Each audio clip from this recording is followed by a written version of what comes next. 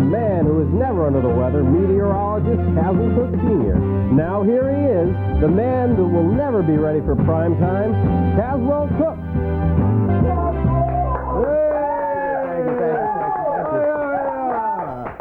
Thank you, everybody, and welcome to my show. I have a wonderful studio audience here. This show has a really interesting name. I put a lot of thought into it. I wanted something that was original, something that just jumped off the page, something really, really catchy. So I just called it the Caswell Cooke Show. But my friends ask me all the time, they say, Kaz, they say, now look, you go to Boston University. You notice I'm trying to tell about myself now. You go to Boston University, you're a manager of a restaurant that sells seafood down by the Breachway in Weekapaug. How close can I get without actually plugging the name of the seafood haven? I'm sorry. And they say to me, Kaz, you do all these things, why do you want to have a TV show? And I say, well, look, I got a big ego, I'm pretentious, and I talk a lot, so I might as well be on TV, right? And also I'm thinking about running for office someday, so I'm trying to get a good head start. But this show has really got my creative juices flowing. I mean, I just want to sculpt, I want to paint, I want to draw, I want to... Is there a bathroom in the studio, Matt? It's right down the hall. Thanks. But, you know, I've never done a television show before, if you haven't been able to tell. In fact, we've been 2 or 3 hours in pre-production here, which, you know, when you have a show like David Letterman, I mean, he goes right on the air. Me, I'm kind of lame, so I don't. But David Letterman is the person I want to talk about because he is my hero. And I wanted to get him to plug my television show. So what I did, and I'm going to prove it to you, too, I actually went to The Late Show. Here's a ticket. Can I get a zoom in on this? I actually went to The Late Show on June 19th, so that's just a little while ago, a few weeks ago. And I went there, I said, Dave, you know, I'm doing a television show, could you plug my show? He said, great. So I went into the studios, I went into the Ed Sullivan Theater, he took everything off the, you know, you got all the cameramen out, everything was ready. My good buddy Matt was behind the video camera recording. He talked for an hour, he plugged my television show. I got home and Matt forgot to put a videotape in the camera, so that's why he's my sidekick tonight. But the one thing I did get from when David actually did plug me is this photo of David Letterman and Caswell Cooke, the 2 late-night media wonderful people. Moguls, thank you, Matt. That's my sidekick, who I will introduce in a minute. He's jumping ahead of the gun. But anyway, I'm going to put these down.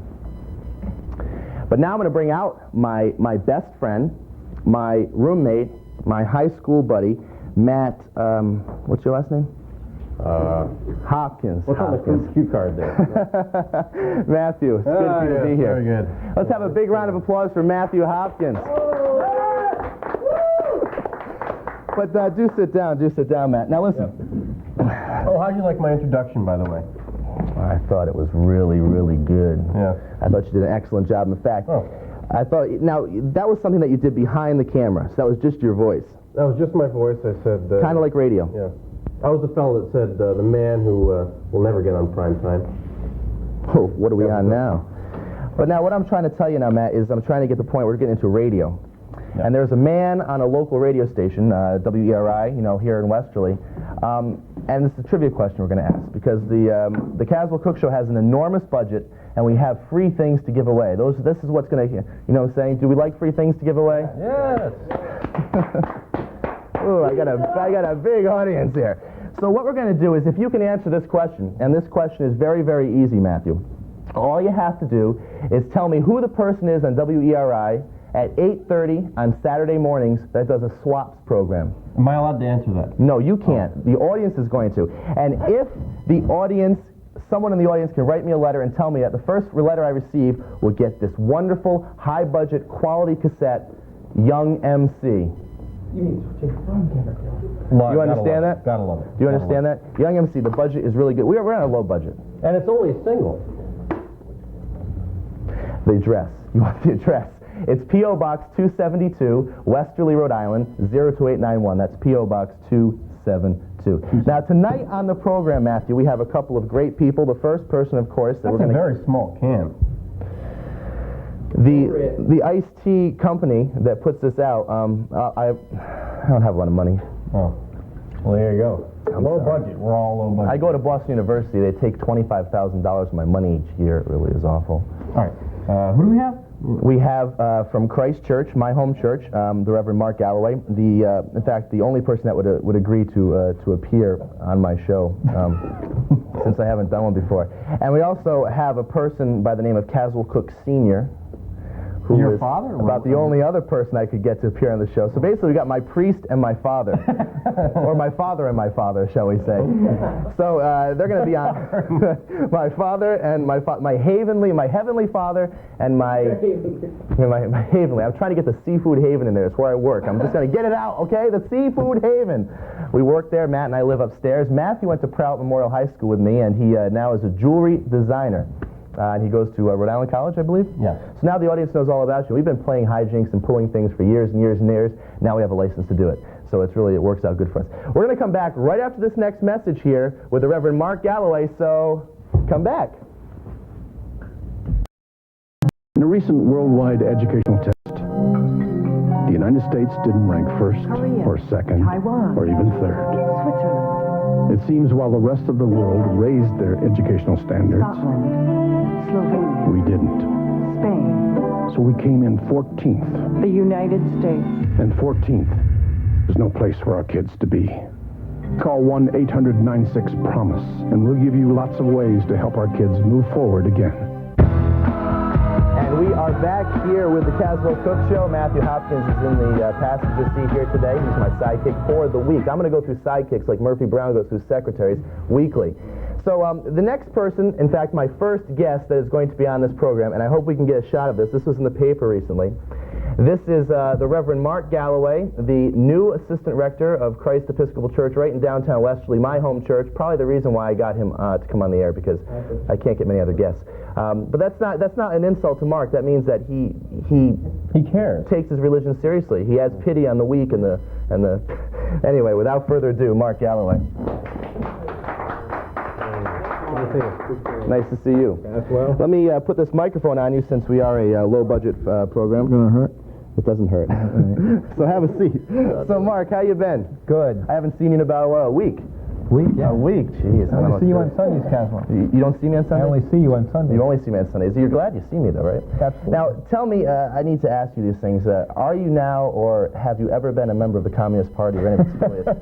No, absolutely Okay, not. as long as we got that out of the way, we're all set. Now, you're the new rector, assistant rector of Christ Church in Westerly.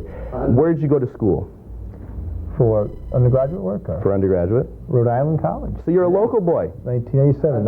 Where did you grow up? Exeter. I graduated from Charahoe High School, 1982. And where did you get your graduate work done?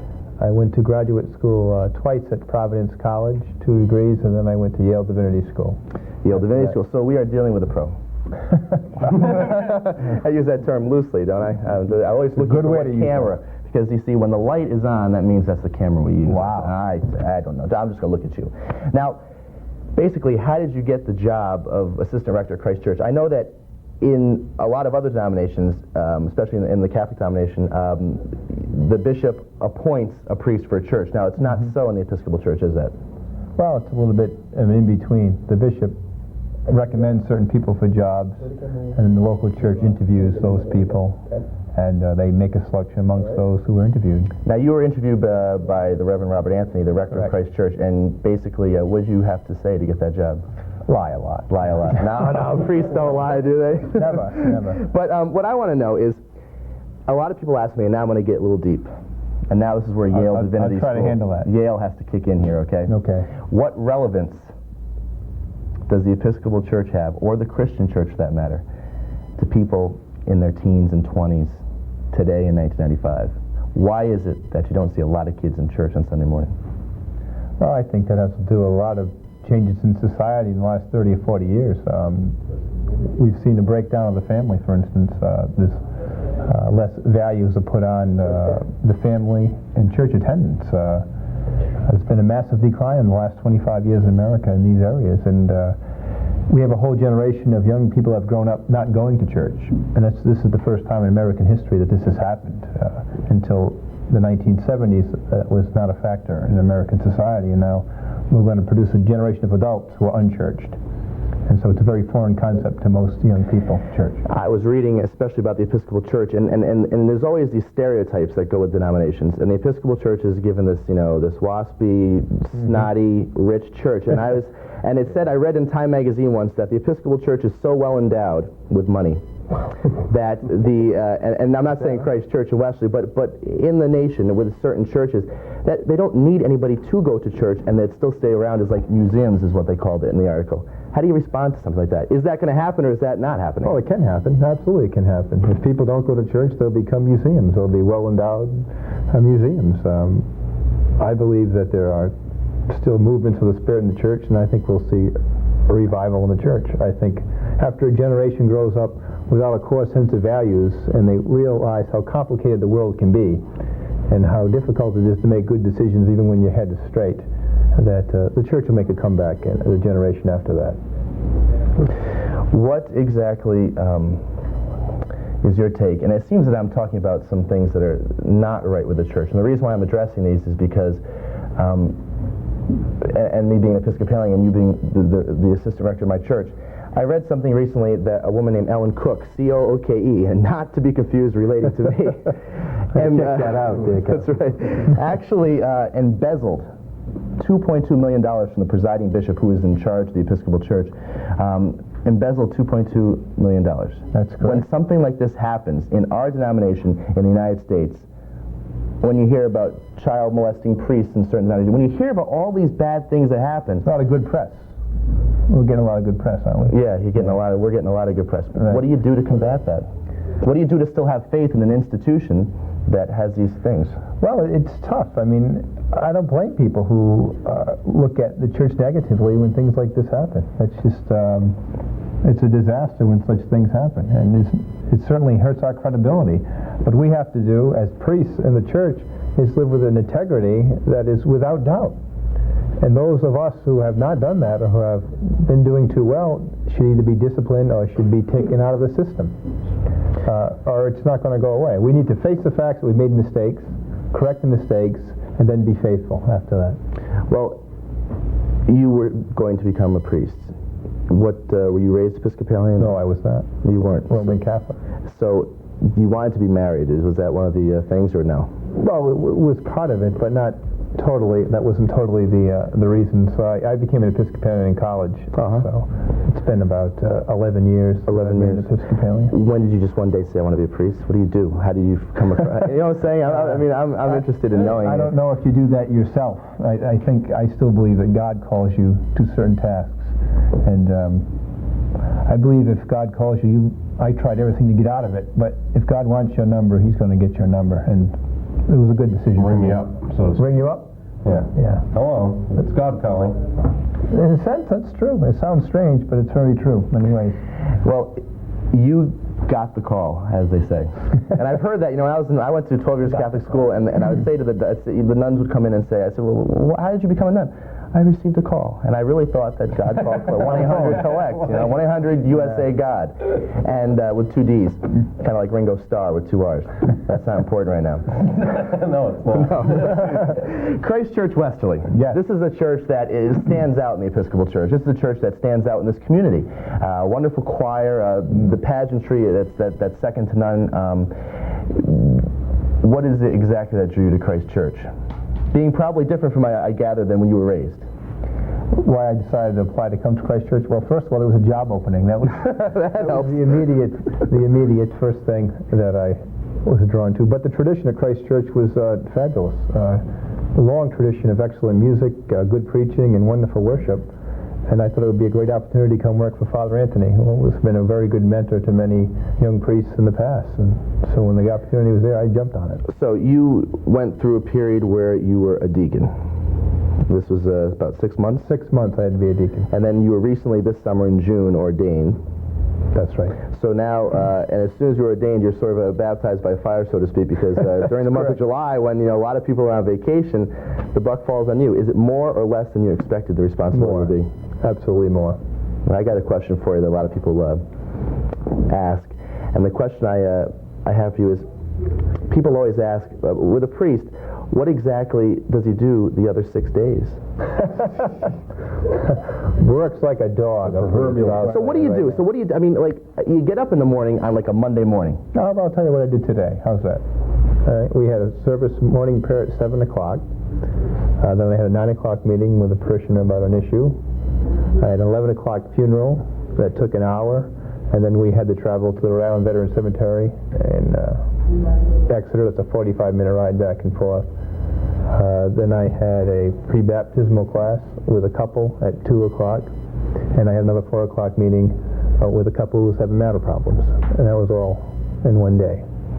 And then you came here. And I came here to be on the first ever Caswell Cooke Show. Yeah, sort of relax you into a Exactly. State of oblivion. state of oblivion. In the toughest part of my day, right? The thing that I find in Westerly is the sense of ecumenical relations and between the churches. And I notice that every year we have services where everybody from all the churches around town get together, and it's one big hymn sing, so to speak. Right.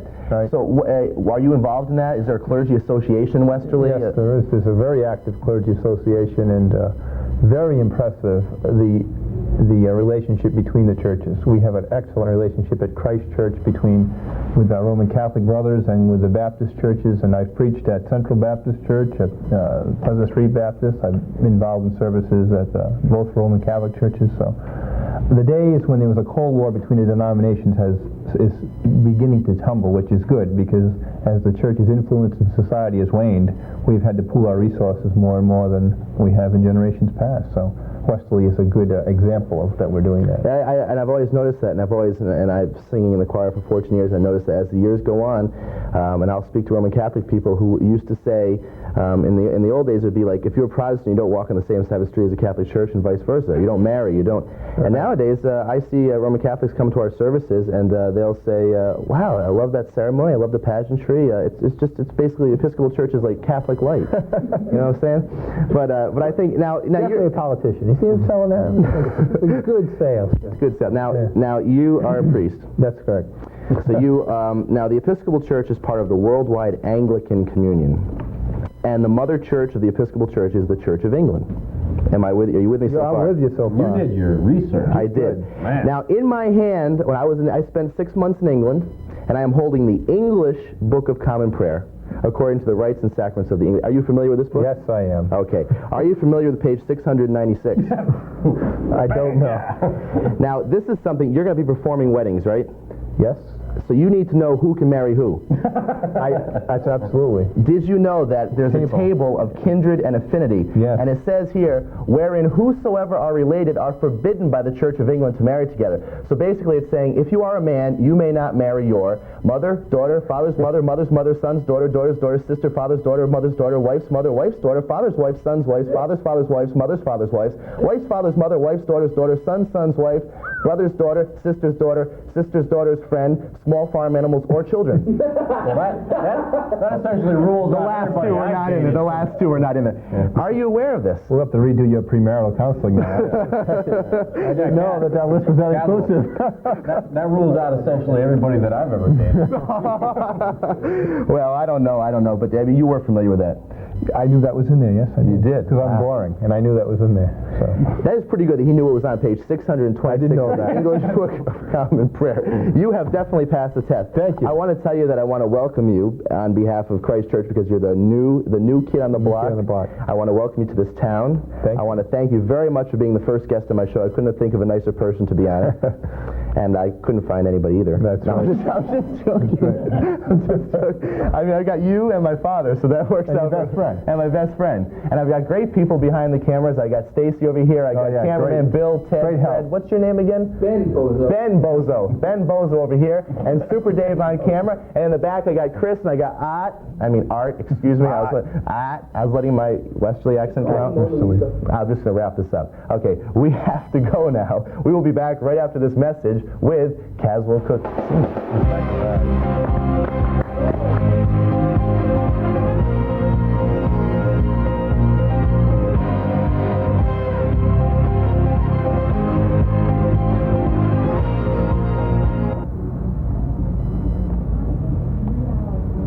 My fellow countrymen, it has recently come to my attention that my esteemed cousin, Caswell, not to be confused with it's a whole another story, has recently embarked into the wide world of video art, if you dare call it art at all. As a man of some reputation myself, although we're not saying what kind of reputation, I've been asked to personally vouch for my dear cousin who needs all the viewers he can get, as he is a man of some pretension and a reputation, which we won't discuss here either. Now, I'm sure if I want to vouch for him, And you will vouch. but for my sake, please watch the Caswell Cooke Show. They drowned my cat.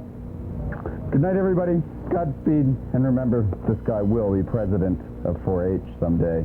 Good night, Mom.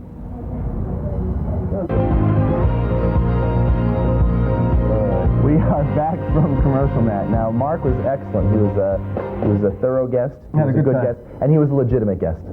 That was. Now we have an illegitimate guest. I don't know. This is my father. That's going to be on next. My father is Caswell Cooke Sr. Hey! Now, sometimes I doubt whether or not he is my actual father, but because he disowns me sometimes because I don't look like him. I look like my mom. But that was the cameraman shaking his head. Look, ladies and gentlemen, without further ado, let us bring on Caswell Cooke Sr. Come on out, Father. I'm giving him directions on the thing. Father, it's good to see you. It's been a long time. Why don't you come over here? And Matt, do you like what he's? What do you? Can we get a full-length shot of this man? What exactly are you wearing? Well, it's sort of an impromptu costume here. Throwing together. Can you together here. You dress for winter. Why don't you put on your summer outfit? Okay. I'll take off my jacket. Okay. Take the pants off, too. Yeah, this is not good. We want a summer outfit. Look, I'm dressed in white. We need a summer outfit. Ladies and gentlemen, here, live on television, the same network that had a priest on, here's my dad taking his clothes off. This is what they call dropping trowel. Who exactly is Trow? Okay. Well, why don't you leave him down like that? Matt, have a seat because I hope don't... there's not a fire, because if I have to get up fast, I'm going to fall down. You don't leave him like that. Yeah, leave him like What that. exactly, Dad, is your job and why are you here? I'm here because I'm not all there. If I was all there, I wouldn't be here. What exactly, where do you work? What is the place that you work I have here? WCTD 1620 AM on your dial. What do you do there? I do the weather. Weather? Yes, I'm the weatherman. Are you certified? They used to say that in school. I was the weatherman. Why would they say that? I guess because of my accent. Cross those legs. Now, Dad, you have been on WCTD 1620 AM. You were formerly on 1580 AM. You used to be on Paradise 104.3 FM. That's correct. What exactly is it that you do since you only do a weather report once every 2 months? You do the weather for the whole month? Whenever I'm called upon to do the weather, I do the weather. How is the pay? The pay is non-existent. Less than satisfactory, I would This is done strictly on a pro bono basis. You know, these guys live together, ladies and gentlemen. He's a roommate. He has a jewelry shop. He does jewelry at my father's house. Let's just put it that way. They have lived together now for a couple of years. So he finishes his sentences. That's the reason why we got him finishing his sentence. Now, Dad, you and you work for your good friend Hayward Gatch, do you not? Oh, that's correct. And do you say anything besides that's correct? Sometimes. Now, this man who we call Lumpo, his name is Hayward Hutchinson Gatch III, but we call him Lumpo. He's a wayward parishioner, Father Mark, a wayward parishioner. But we do these sort of things here, and I am getting all sorts of directions here. This is what you do when you have a live show. Dad, you work for Hayward Gatch. He's your best friend. What's the wildest story that you and Hayward Gatch embarked on? The wildest story? Mm-hmm. Well, probably the old Mother Hubbard went to the cupboard. Right. To find her poor dog a bone. Oh, no.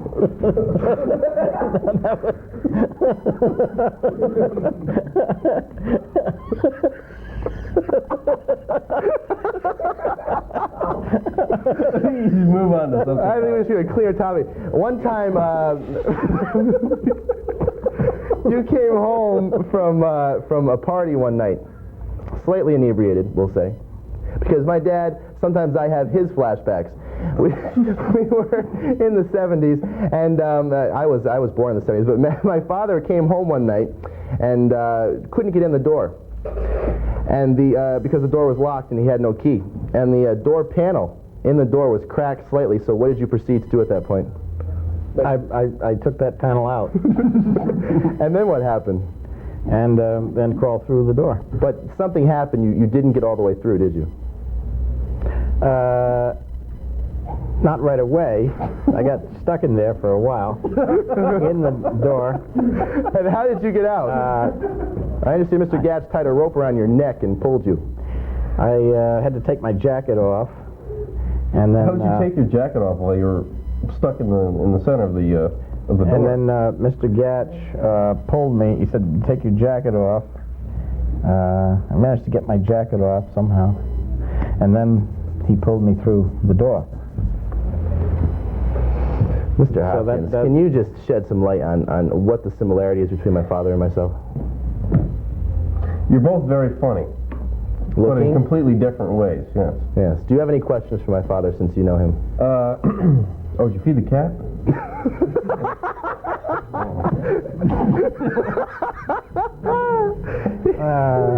Tell me about these cats. You have like a home for wayward cats, and I'm not talking about your wife.